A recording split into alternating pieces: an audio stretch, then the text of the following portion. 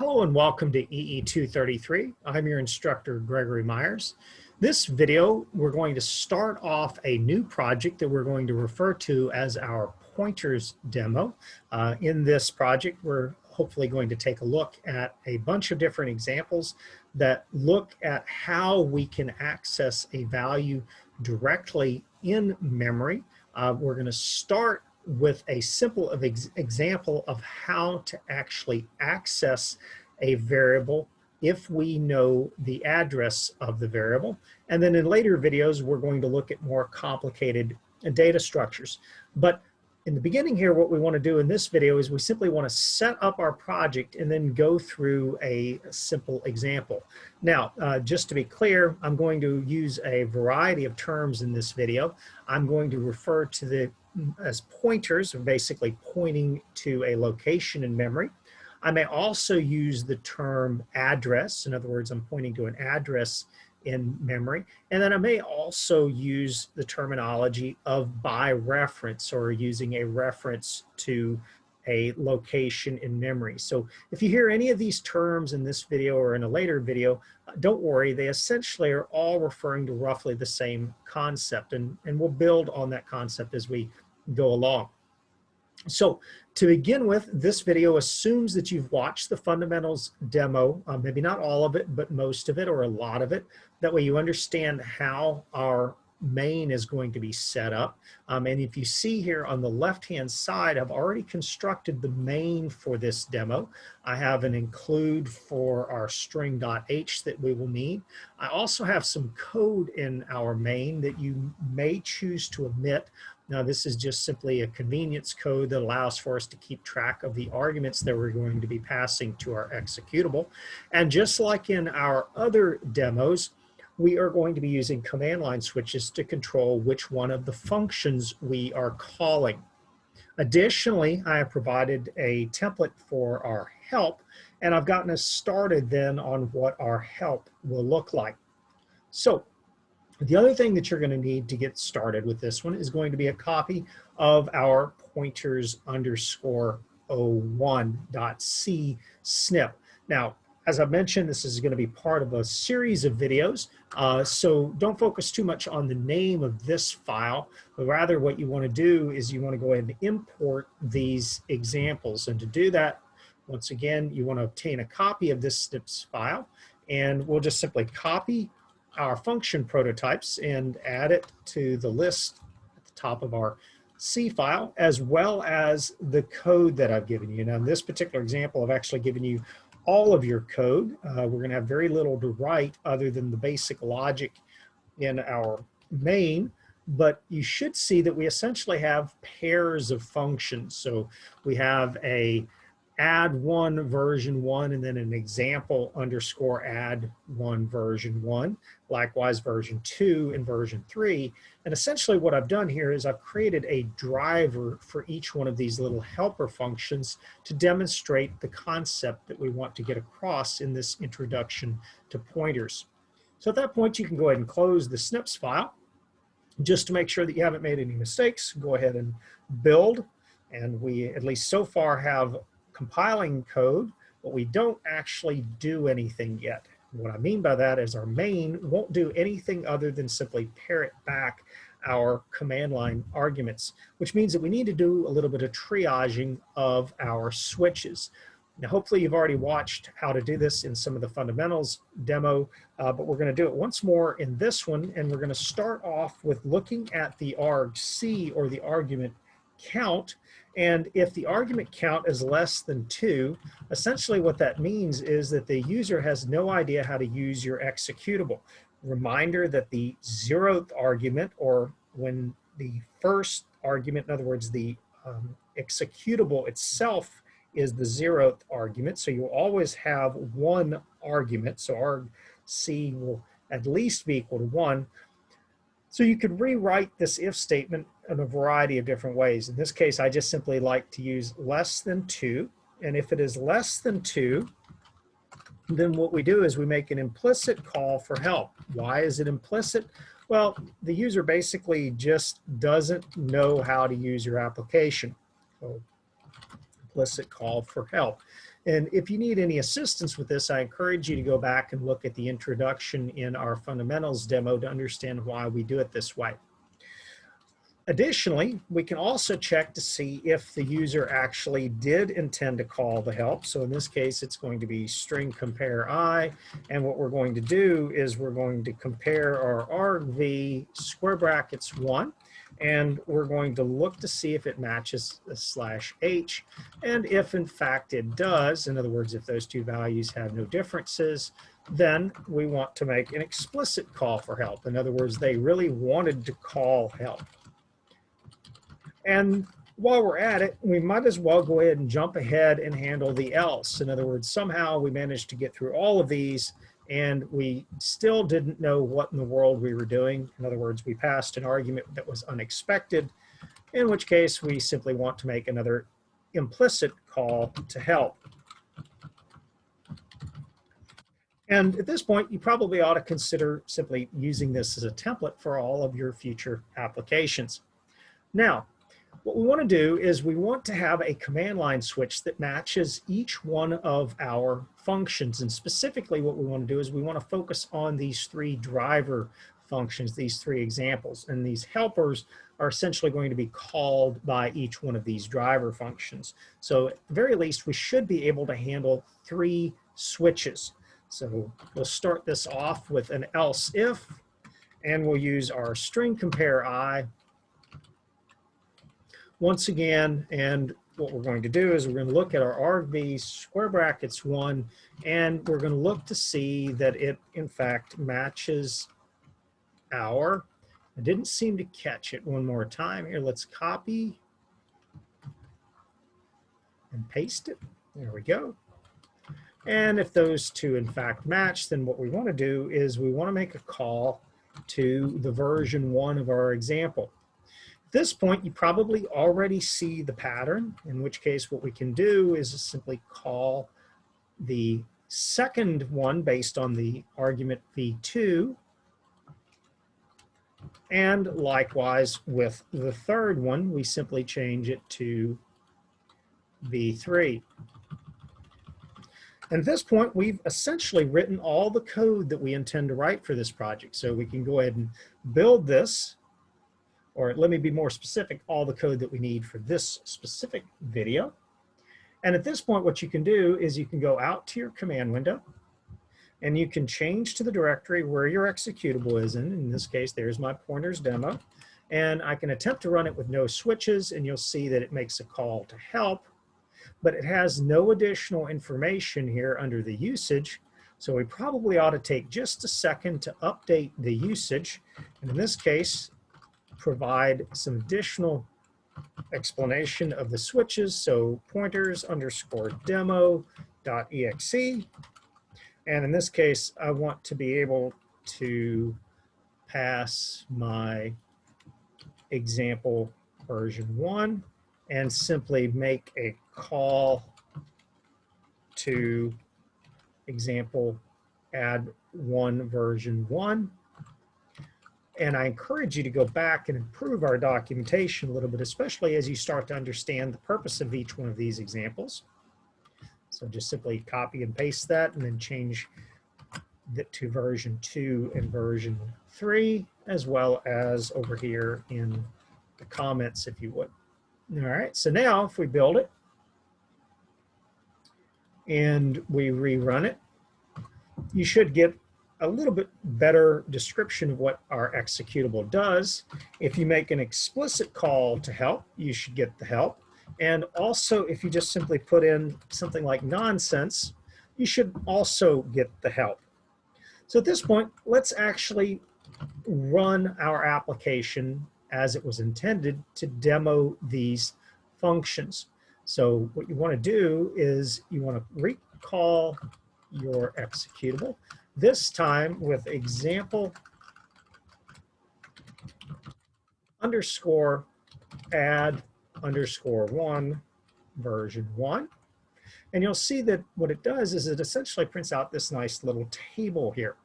What we want to do now is we want to split the screen between the console and NetBeans, And what I'd like to do is carefully split the screen so I can see both. And I'd also like to look at the code.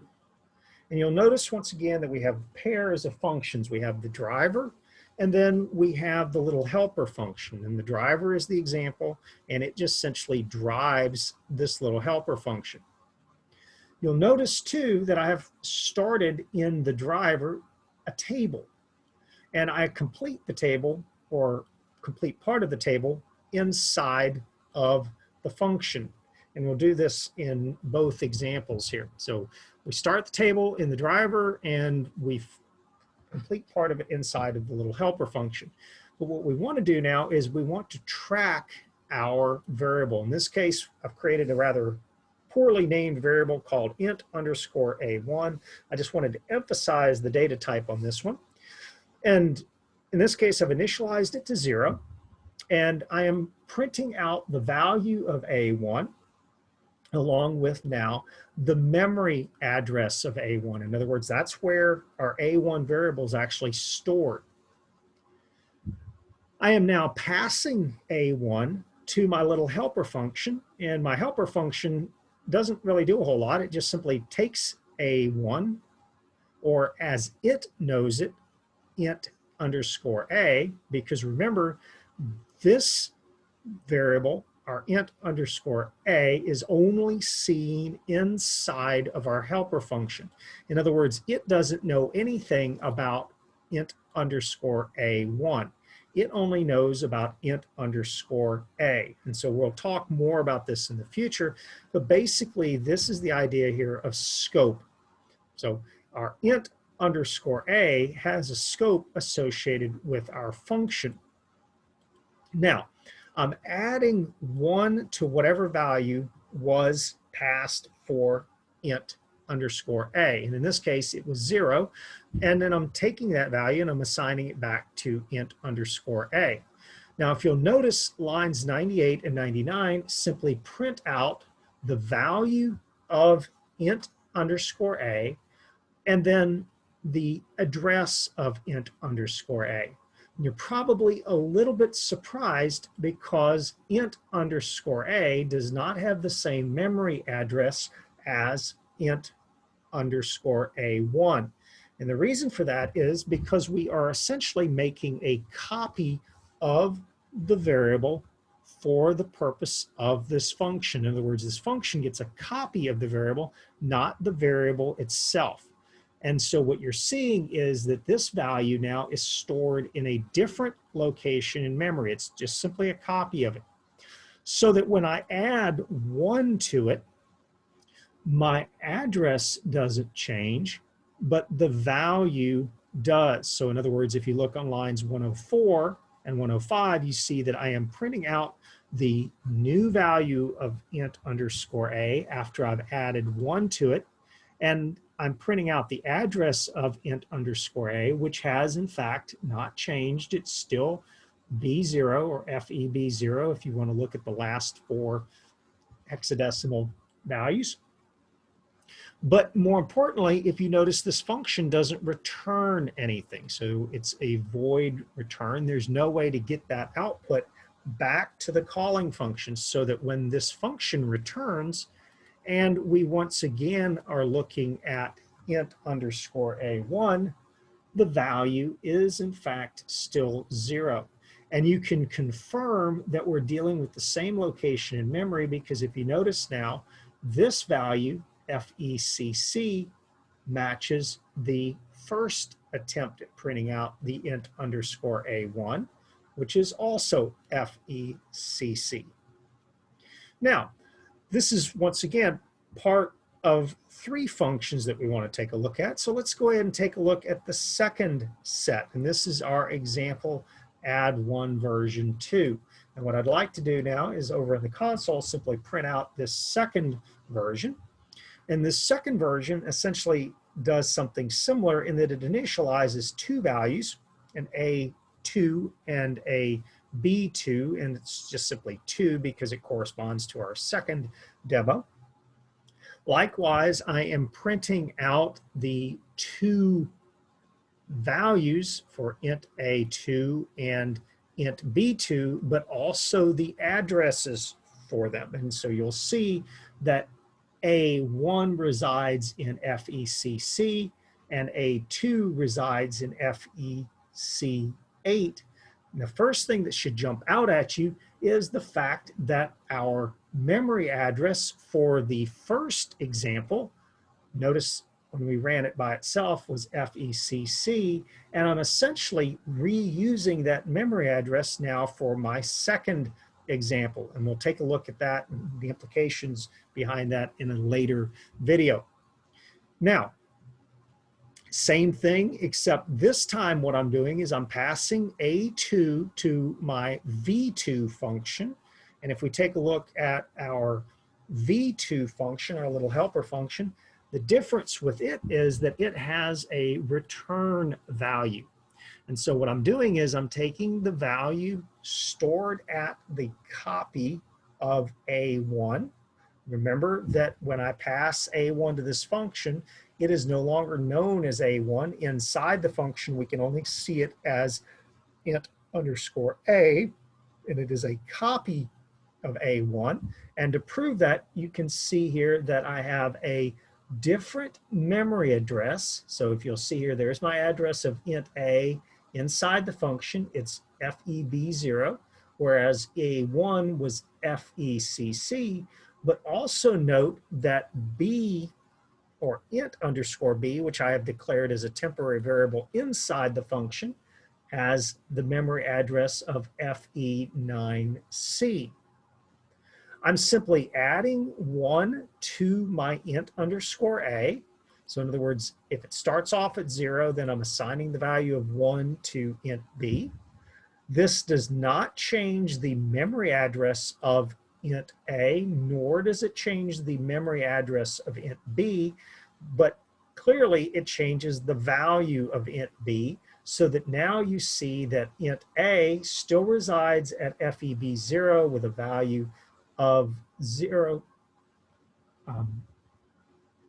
One second here, let's make sure I've got this right. Sorry, I think I'm on the wrong line there. My apologies here. So this is going to be our A, yes, there we go. So there is our FE9C. And you'll notice here that the value for int B is in fact 1. Okay, so there's our FEB0 that was what was passed. That's the address of the variable inside of V2. But now we are returning B, our int underscore B. But what are we returning? Well, we're returning the value of this variable. And so if you come back outside of our helper function and now take a look at the function here, you'll see that we are printing out once again the value at A2, which should not have changed, the address of A2, which should not have changed, the value of B2, which has in fact changed, and the address of B2, which has not changed, but most importantly is different from the value of B.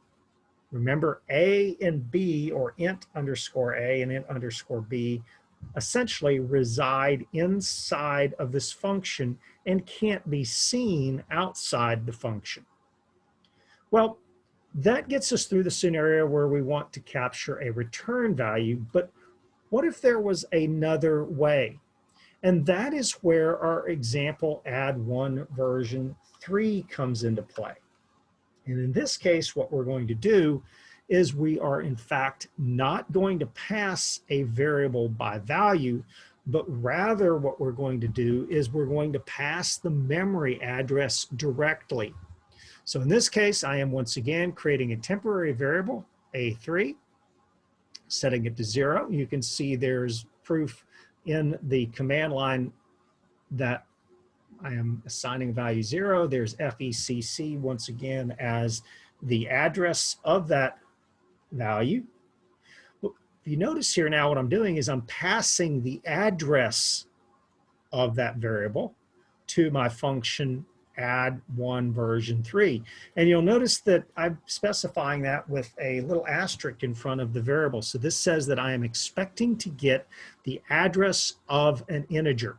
So give me the address of an integer, and I am going to add 1 to the value at that address.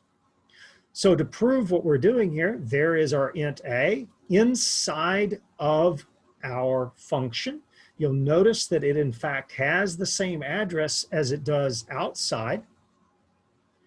We add 1 to the value, and you can see that we're starting with 0, and then we add 1 and we get 1. So in other words, we're comparing lines 188 with 194 to see how we are incrementing it. But more importantly, you'll notice that there is in fact no return statement.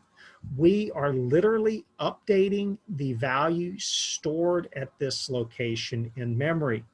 And to prove that, you can look back at the calling function and the 2 print statements that come after the call of the function. You'll notice that our int a3 is still 1, and that the memory address stays consistent with all 4 calls to the address, both the 2 outside and the 2 inside.